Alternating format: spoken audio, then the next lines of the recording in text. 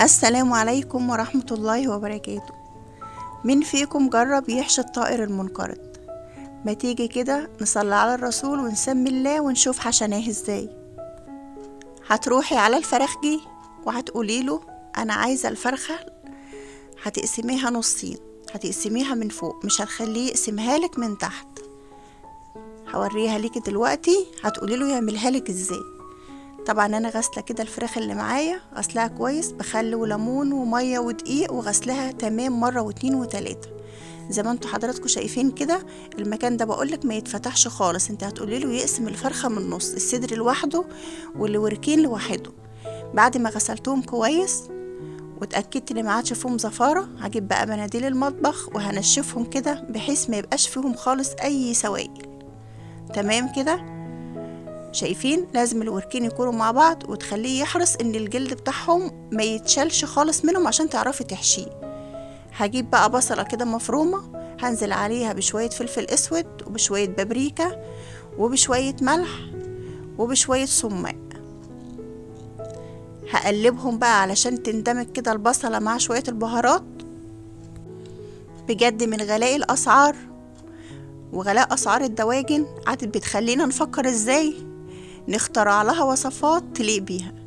هجيب بقى كده الخلطة اللي انا عملتها، البصلة بالبهارات، وهبدأ اعمل كده تدليك للوركين. هدلكهم كده شمال ويمين ويمين وشمال لما ما خليش فيهم ريحة زفارة خالص. التتبيلة دي بتخلي الأنسجة بتاعت الفراخ كده متبلة واخدة من طعم البهارات ومن طعم البصلة، بتبقى طعمها تحفة. هدلك كده كده كل الوركين. انا طبعا معايا هنا، انا كنت جايبة فرختين وقسمتهم، انا شلت الصدور في جنب اعمل بقى وصفات تانية، واخدت انا الوركين بتوع الاربع اوراق بتوع الفرختين. هعمل لهم عملية تدليك كده من بره ومن جوه. خلاص كده اتأكدت ان التتبيلة كده اتوزعت على الاوراق اللي معاكي كلها من جوه ومن بره. هركنها بقى على جنب كده في التتبيلة بتاعتها، وهاجي في طاسة على النار وهنزل بحوالي معلقة سكر هرمية. يعني هنزل بمعلقة سكر هرمية كده تتكرمل بدون اي اضافات، يعني مش هضيفلها اي حاجة. لما تبدأ تتكرمل كده هنزل بقى ببصلتين متقطعين كده، بصلتين كبار محترمين كده، انزل بهم على السكر المتكرمل. وما تخافيش، السكر هنا مش هيضيع طعم الفراخ ولا اي حاجة، بل بالعكس هيديلها طعم كده جميل. هنزل بقى بشوية ملح كده عشان هتبل البصلة ويعادل برضو السكر، شوية الملح كده يعادلوا شوية السكر اللي انا حطاهم. وهقلبها كده تتكرمل كده من كرملة السكر. بجد الطريقة دي تحفة تحفة، يعني لو انت جربتيها ما انتش هتبطلي تعمليها. هنزل بمعلقة سمنة كبيرة او معلقة زبدة، او اكتفيت وتحطي زيت بس خلاص مفيش مشكلة، المتوفر عندك اعمليه. انا حطيت كده رشتين من الزيت وهقلبهم، وهنزل بشوية البهارات اللي معايا، بهارات مشكلة وبهارات دواجن اللي احنا كنا عاملينها، وشوية ملح وفصين توم وشوية بابريكا وشوية كاري وشوية فلفل اسود. هنزل بهم بقى على البصلة المتكرملة وهقلبهم كده. بتشمي بقى روايح في الوقت ده، بيبقى الروايح طالعة بسم الله ما شاء الله. هنزل بمعلقتين طماطم، عصير طماطم، ومعلقة هريسة شطة. واللي مش عايزها سبايسي خلاص استبعد الشطة او هريسة الشطة. هنزل بقى معايا هنا كيلو رز مغسول، وانت الرز حسب الكمية اللي عندك، انا هاخد على قد اللي انا هحشيه، والباقي انا هضيف له مية وهسويه على الاكل عشان اللي عايز زيادة.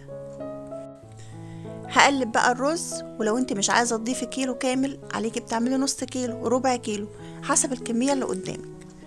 انا بقى كده قلبت كل الرز مع المكونات البهارات بالبصلة بكده.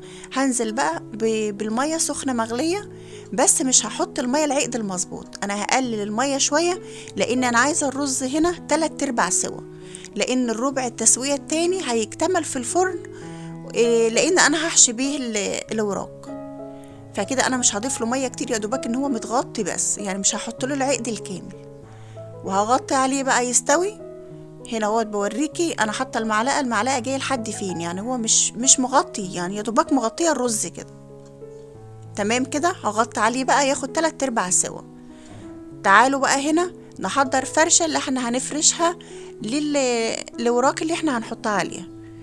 عندك بقى طماطم، عندك بطاطس، عندك خضار، اي حاجة بتحبيها حطيها، مش هتقول لا.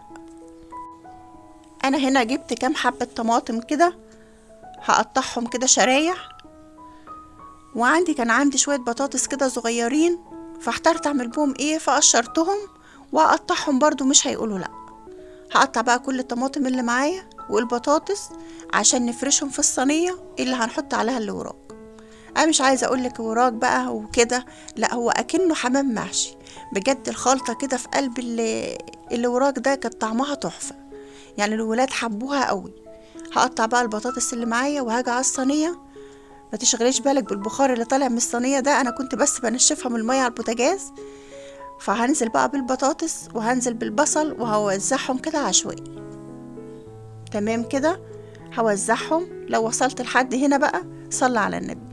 اللهم صل وسلم وبارك عليك يا حبيبي يا رسول الله، صلاة تنحل بها العقد وتنفك بها الكرب وتغفر بها الذنوب وتخفي بها العيوب وتقضي بها حوائج الدنيا كلها يا أرحم الراحمين.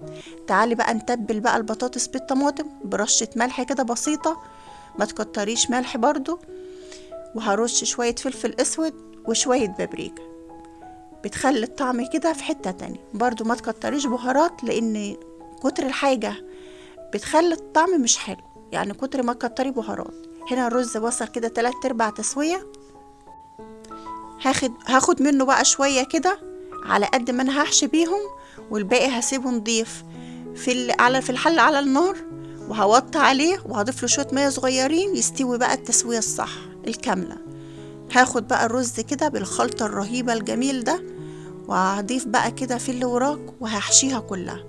طبعا هو واخد 3/4 تسوية، يعني ضيفي براحتك. هو مش حمام، جلد الفراخ بيبقى جامد وقوي معاكي يعني عن جلد الحمام، انما جلد الحمام ما بنحشوش قوي عشان ما يفرقعش واحنا بنسويه.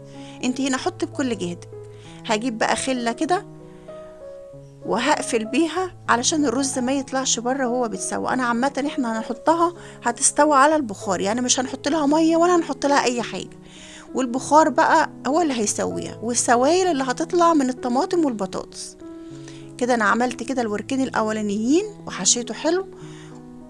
هقوم بقى عامله بالخله كده ومقفلاه من الجوانب، وهاخدها بقى على الصينيه وهحطها على الصينيه اللي هي مفروشه بطماطم وبطاطس. شوفي كده لو هي محتاجه رز ضيفي. الحشوه ده الولاد بيحبوها قوي، كبار وصغيرين. كده قفلت ده وخلصته على الصينيه بقى.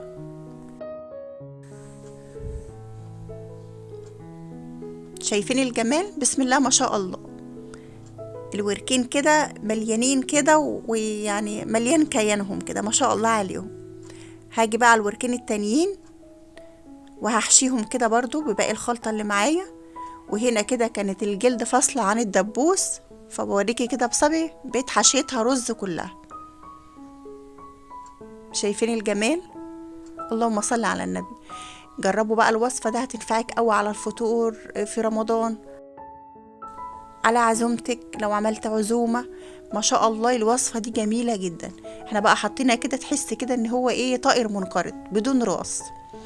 هنا بقى كنت انا حطيت ورقة زبدة فاصلة عن ورقة الألمونيوم كده، عشان ما ينفعش نحط الورق الألمونيوم مباشر اللي هو الورق الحراري، ما ينفعش مباشر على الأكل، فالتصوير كان قطع في الوقت ده. هاخدها بقى على الفرن. ورجعت هنا للرز بتاعي، الرز كده اكتمل تسوية اهوت ما شاء الله، الريحة بتاعته خطيرة. هاجي بقى على ما الفراخ بتاعتي تطلع من الفرن وتستوي، هكون انا بقى بعمل لها الدهان اللي هدهن بها الوش. معلقة صويا صوص ومعلقة دبس رمان، وهضيف كمان رشة من الزيت. تمام كده. اول ما الفراخ بتاعتك تطلع من الفرن هتقومي دهناهم كده، بتعطيكي لون خطير. رشتين بقى زيت كده، وهقلبهم بالفرشة ادمجهم في بعض على ما الصينية بتاعتي تطلع من الفرن. وطبعا دخلوا الفرن على درجة حرارة 200 لمدة 45 دقيقة، وطبعا كل فرن بيختلف عن التاني. هدهن بقى كده الوراك بتاعتي او الطائر المنقرض بتاعي. صلوا على النبي. اللهم صل وسلم وبارك عليك يا حبيبي يا رسول الله. كل سنة وانتوا طيبين. هاخدها بقى تحت الشواية تاخد لون. وهنا كنت غرفت الرز والبطاطس بقى الجميلة بالطماطم، اللي هو الخضار السوتيه ده بيبقى تحفة تحفة، واخد كده بقى من الصوص بتاع الفراخ. بسم الله ما شاء الله. ايه رأيكم بقى في العظمة والجمال ده؟ الفراخ جوسي وطرية وتحفة. اتمنى بقى تجربوا الفيديو، ويا رب يكون الفيديو خفيف ولطيف على قلوبكم، واتمنى تجربوا الوصفة وتقولوا لي في تعليقاتكم. والسلام عليكم ورحمة الله وبركاته.